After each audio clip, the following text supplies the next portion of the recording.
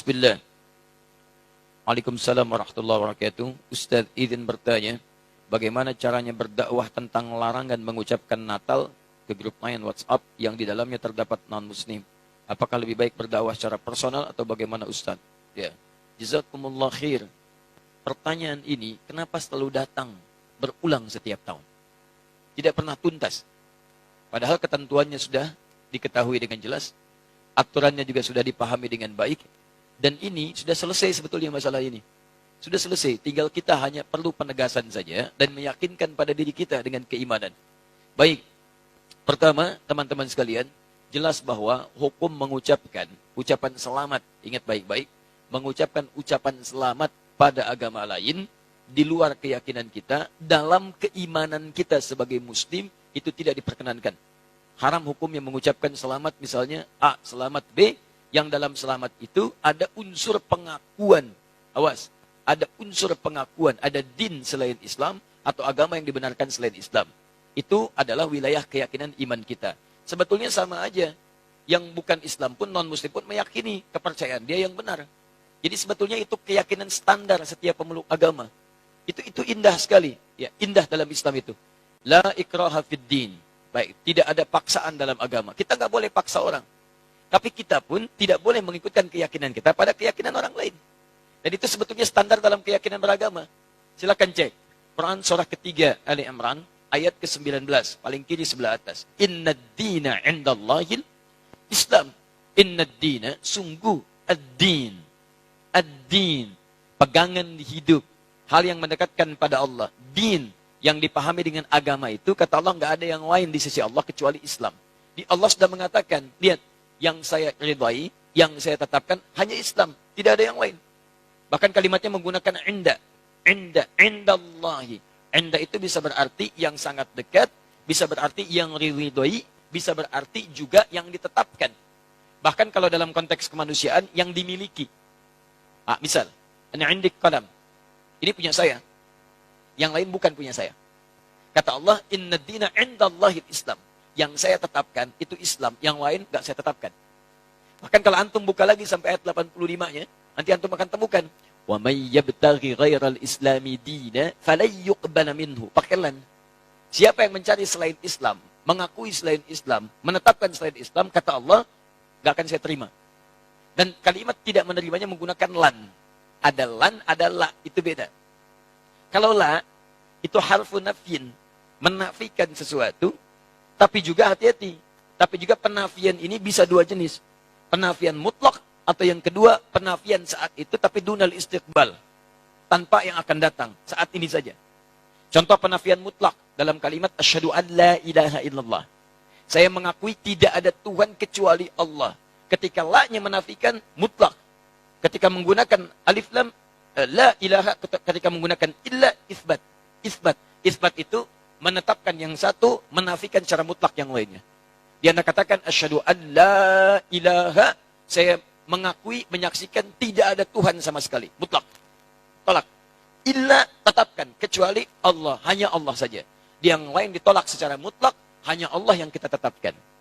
Makanya ketika antum bersyahadat mengatakan, asyhadu an la ilaha illallah, maka antum hanya menetapkan Allah saja dengan segala hukum yang telah Allah tetapkan dan menolak yang lainnya yang tidak Allah akui. Sekarang Allah tetapkan agama, din yang saya tetapkan hanya Islam saja. Yang lain saya tolak. Dan penolakannya menggunakan lan. Perhatikan, pengakuannya menggunakan la illa, penolakannya menggunakan lan. Dalam ilmu nahwu, gramatikal bahasa Arab, lan itu harfu nafyin wa nasbin wastiqbalin. Harfu nafyin, huruf yang menafikan, tolak. Nasbin, menasabkan, kuat penolakannya. Wastiqbalin, sampai kapanpun. Masa kapanpun. Mau sekarang, mau alam kubur, sampai mau kiamat. Perhatikan cara menerjemahkan ayat itu. Wa may yabtaghi ghairal islami dina. Siapa yang mencari din, keyakinan, agama, kepercayaan, ghairal Islam, selain Islam, falan yuqbala minhu. Saya nggak akan pernah terima. Sejak dia di dunia, sampai di alam kubur, sampai di akhirat nanti. Saya nggak akan akui, kata Allah. Paham ya? Jadi, ini wilayah keyakinan. Jadi dalam Islam, kita punya keyakinan yang paling benar, Islam. Makanya kita bersyahadat, memutuskan masuk Islam. Non-Muslim, dia punya keyakinan. Yang benar menurut dia adalah kepercayaan dia. Makanya dia memutuskan mengambil keyakinan dia. Jadi wajar kalau kita mengatakan misalnya, maaf, ini Islam yang paling benar. Sebagai Muslim, wajar. Aneh kalau ada yang mengatakan, katanya yakin Islam yang benar. Tapi mengakui ada yang lain selain Islam. Itu aneh. Makanya dalam teori ini tidak berlaku teman-teman sekalian. Tidak berlaku hukum pluralisme. Gak berlaku. Pluralisme itu pemikiran yang aneh. Ya, semua agama benar. Mengantarkan kemudian kepada Tuhan yang sama, cuma caranya beda-beda. Jadi dari semua yang benar itu, mana yang paling benar? Silakan cek. Kalau semua agama benar, ngapain antum masuk Islam? Ngapain antum memeluk ini? Artinya Anda meyakini dari semua yang ada itu, Anda memutuskan ini yang paling benar. Makanya para pemikir kita sekarang mengatakan, pluralisme agama itu bagian dari agama baru. Jadi gado-gado dikumpulkan semuanya, jadi kepercayaan baru. Hati-hati. Dan saya katakan pluralisme itu kemusyrikan kontemporer. Awas hati-hati, kemusyrikan kontemporer. Jangan terjebak pada persoalan-persoalan yang demikian, itu mesti hati-hati. Nah, sekarang saya masuk pada inti jawabannya. Saya lambatkan ya. Saya mohon maaf karena kalau mengurai terlampau agak cepat karena waktu kita sangat terbatas. Sekarang saya runtutkan supaya runut bahasan kita. 1. Sebagai seorang Muslim, kita meyakini bahwa hanya Islam yang benar. Seperti non-Muslim meyakini kepercayaan dia yang paling benar. Itu urusan masing-masing. Tapi kita sebagai Muslim meyakini bahwa Islam yang benar. Baik, hati-hati, pelan-pelan. Dan keyakinan kita ini bukan hanya dikuatkan oleh ayat-ayat Al-Quran, tapi juga dijamin oleh undang-undang. Jadi kalau kita mengatakan hanya Islam yang benar, menurut kepercayaan kita, itu undang-undang menjamin itu. Apa kemudian pasalnya? 1, dasarnya Pancasila. Sila yang pertama, ketuhanan yang Maha Esa. Nah, dalam memahami ketuhanan yang Maha Esa ini, maka rumusannya lihat di Undang-Undang Dasarnya. Pasal 29, ayat 1. Negara berdasar atas ketuhanan yang Maha Esa. Jadi konsep bernegara kita itu didasarkan pada ketuhanan yang Maha Esa. Jadi kalau kita meyakini hanya Allah Tuhan yang Maha Esa, maka keyakinan kita dijamin oleh undang-undang.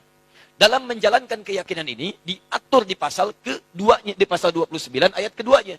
Di dalam memahami pasal 29 ayat 1, terjemahannya adalah, cara memahaminya pasal 29 ayat 2. Negara menjamin kemerdekaan tiap-tiap penduduk untuk memeluk agamanya masing-masing dan beribadah menurut agama dan kepercayaannya itu. Jadi kalau kita beribadah dalam ketentuan Islam, ibadah pertama kita kan tauhid. Ibadah pertama kita syahadat. Karena itu syahadat menempati rukun pertama dalam ibadah, dalam Islam. Inna dina indallahil Islam. Tidak ada agama yang diridai Allah kecuali Islam. Kita masuk Islam. Ketika akan masuk Islam dan mengamalkan ibadah dalam Islam, di hadis Muslim, nomor hadis yang ke-8. Lihat dalam muqaddimah jilid pertama, teman-teman, di Sahih Muslim, nomor hadis nomor 8 paling kiri sebelah atas. Ada hadis disampaikan dari sahabat Nabi Umar bin Khattab radhiyallahu taala anhu. Di Al-Arba'in nomor hadis yang kedua. Ketika Nabi Muhammad ditanya tentang Islam oleh malaikat Jibril, mal Islam? Apa itu esensi Islam? Apa itu ibadah dalam Islam? Apa pokok dalam Islam? Kata Nabi, jawaban pertama, antashhada an la ilaha illallah wa anna Muhammad Rasulullah. Kamu harus menetapkan, bersaksi, berkomitmen bahwa tidak ada Tuhan selain Allah. Yang layak disembah hanya Allah saja. Dan cara menyembahnya mengikuti tuntunan Nabi Muhammad SAW. Makanya ibadah pertama kita itu syahadat. Pengakuan hanya Islam yang benar. Hanya Allah Tuhan yang benar. Yang lain kita tidak akui sebagai Tuhan. Tidak ada Tuhan selain Allah. Tidak ada agama selain Islam. Ketika Anda mengatakan itu, undang-undang menjamin. Jadi sebetulnya kalau ada orang yang menyoal Anda, nggak boleh itu keyakinan begitu. Itu intoleran. Dia sedang melanggar undang-undang. Paham ya? Dia sedang melanggar undang-undang. Karena undang-undang kita mengatakan, setiap kita punya keyakinan dan ibadah, kita dijamin. Keyakinan pertama kita ada dalam syahadat kita. Ketika meyakini itu semua dan beribadah dengan lisan kita, bahkan dipakai dalam sholat. Asyhadu an la ilaha illallah. Asyhadu an la ilaha illallah. Wa asyhadu anna Muhammad Rasulullah. Itu ibadah kita. Syahadat dipakai dalam sholat. Sholat bagian ibadah yang keduanya. Jadi jangan khawatir kalau antum ditanya misalnya, apa agama Anda? Islam. Ada enggak selain Islam yang benar? Tidak ada. Keyakinan saya, Islam yang paling benar. Tidak ada Tuhan selain Allah. Anda intoleran. Maaf, Anda melanggar undang-undang. Paham ya? Ya, jadi jelas. Hukum negara kita jelas. Hukum negara kita jelas. Jadi ini bagian yang pertama. Sekarang, lihat. Saya ingin tunjukkan tidak ada keindahan aturan. Kecuali dalam Al-Quran.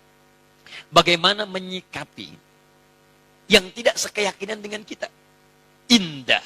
Turun ayat. Quran surah kedua Al-Baqarah. Ayat 256. Paling kiri sebelah bawah. La ikraha fid din. Qad tabayyana ar-rusydu minal ghayy.